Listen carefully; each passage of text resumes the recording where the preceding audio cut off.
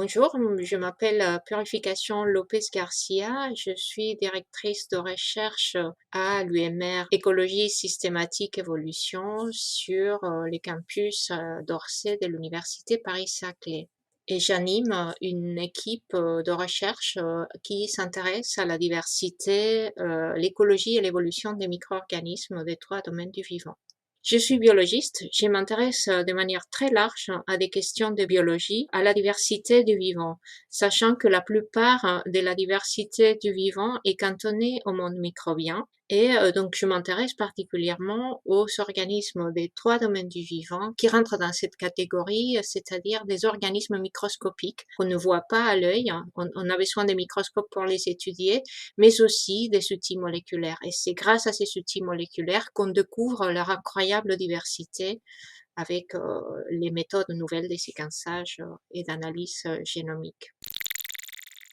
La biologie évolutive s'intéresse au changement des organismes et des lignées des espèces au cours du temps. Les espèces évoluent au cours du temps et les organismes les plus aptes à se développer et à laisser des descendants dans un milieu concret vont se perpétuer plus facilement et donc les traits qui sont associés à ces organismes vont pouvoir perdurer ou s'amplifier dans certains contextes environnementaux. Ça, c'est des mécanismes d'évolution qu'on connaît assez bien. Il y a d'autres mécanismes dans lesquels interviennent des formes plutôt neutres d'évolution où il y a un facteur plus important de chance, mais tous contribuent à créer de la diversité biologique, c'est-à-dire des espèces qui varient de plus en plus. Et ces mécanismes de l'évolution sont à l'œuvre dès l'origine de la vie. Probablement une des caractéristiques fondamentales de l'origine de la vie est la mise en place des mécanismes d'évolution darwinienne, donc où il y a une reproduction avec une hérédité génétique qui donne naissance à des variants sur lesquels agit la sélection naturelle pour faire du tri,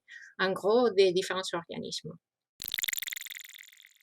Je m'intéresse à l'évolution de la vie sur Terre, à l'évolution de toutes formes de vie, en particulier des formes microbiennes qui occupent la plupart de la diversité du vivant, et surtout à partir d'une même origine commune. On sait actuellement que l'ensemble des êtres vivants partagent quelques caractéristiques fondamentales, en particulier une même biochimie et le même code génétique. Et donc cela nous fait comprendre que l'ensemble des formes vivantes dérivent d'un même ancêtre commun universel qui n'a cessé d'évoluer pendant les 4 milliards d'années d'évolution de la vie sur Terre. Pendant la plupart de cette histoire évolutive, la vie a été microbienne. Pendant plus de 3 milliards d'années, la vie n'a été que microbienne sur Terre, mais elle est extraordinairement diverse. Simplement, la diversité de ces formes de vie était inaccessible aux yeux des scientifiques du 19e siècle, même du 20e siècle en grande partie, parce que il nous manquait les outils pour analyser cette diversité. Aujourd'hui, on a ces outils pour analyser la diversité microbienne, et ce sont des outils moléculaires, c'est-à-dire qu'on analyse les séquences d'ADN, du matériel génétique de ces micro-organismes, des trois domaines du vivant, les bactéries, les archées, qui sont des micro-organismes tout petits mais similaires aux bactéries, et les eucaryotes, dont la plupart sont microbiens, mais les animaux et les plantes en font partie aussi.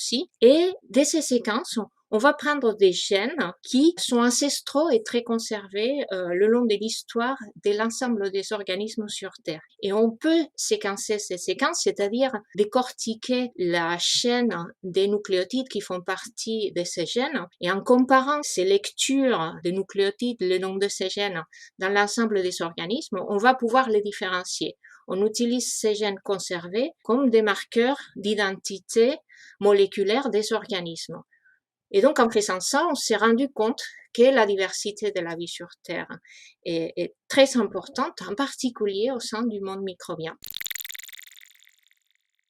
Et alors, ça nous offre un champ des possibles incroyable. Par exemple, au niveau des micro-organismes, on est encore au stade où on découvre tous les jours des nouvelles espèces, mais non seulement de nouvelles espèces, des nouveaux phyla, des nouvelles grandes lignées. Et donc, nous, on s'intéresse énormément à la caractérisation de ces nouvelles lignées microbiennes qui représentent des ponts tout à fait équivalents, par exemple, aux animaux ou aux plantes, mais à l'échelle du monde microbien, et qui nous font découvrir comment la vie a évolué. Alors, on découvre des nouvelles lignées microbiennes dans des environnements très différents. On peut directement aller à l'environnement, collecter toute la biomasse présente dans ces environnements et extraire l'ADN, donc l'ensemble des molécules d'ADN de tous les organismes présents, et aller chercher les gènes qui sont des marqueurs d'identité de l'ensemble des organismes constituant des communautés naturelles.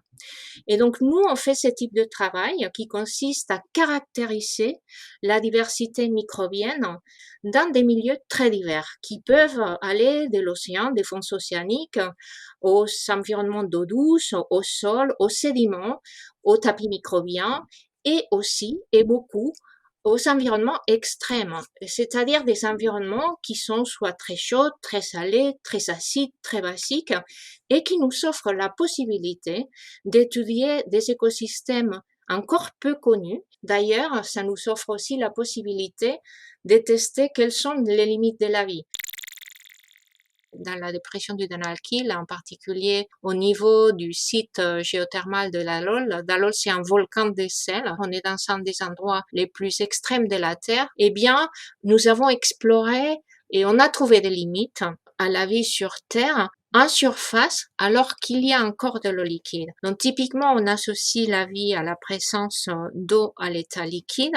Et ici, on a certains endroits qui sont hyper salés, hyper acides et qui n'ont pas de vie. Ça pose des questions quant à l'habitabilité. Donc maintenant, la NASA, l'ESA, les agences spatiales terrestres vont chercher la vie ailleurs. Et une des questions qui est à l'ordre du jour, c'est chercher l'eau. Qui dit l'eau à l'état liquide dit la vie. Eh bien, pas forcément. Pourquoi étudier ces environnements extrêmes? Il y a deux réponses à ça. D'une part, parce que ça nous permet de mieux caractériser la diversité de la vie sur Terre et d'avoir potentiellement accès à des lignes nouvelles qui ont été pas décelées. Donc, il y a une question très fondamentale du côté évolution de la vie sur Terre, et il y a une question fondamentale au-delà de la vie sur Terre, qui est celle des possibilités physico-chimiques du vivant tel qu'on le connaît. Donc aujourd'hui, effectivement, il y a beaucoup de gens qui s'intéressent à la possibilité d'une vie ailleurs. Est-ce que ces processus ont pu se produire ailleurs, étant donné que ailleurs, on connaît certains satellites et possiblement un certain nombre d'exoplanètes qui ont des conditions similaires à celles de la Terre quand la vie est apparue, avec la présence d'eau liquide, avec la présence des composés carbonés très variés. Donc cela nous permet effectivement de mieux cibler des types d'environnements planétaires, si vous voulez, où on puisse espérer trouver de formes potentielles de vie si tant est que la vie ait pu apparaître ailleurs. Et donc c'est une question qui est vraiment ouverte et qui commence à être abordable.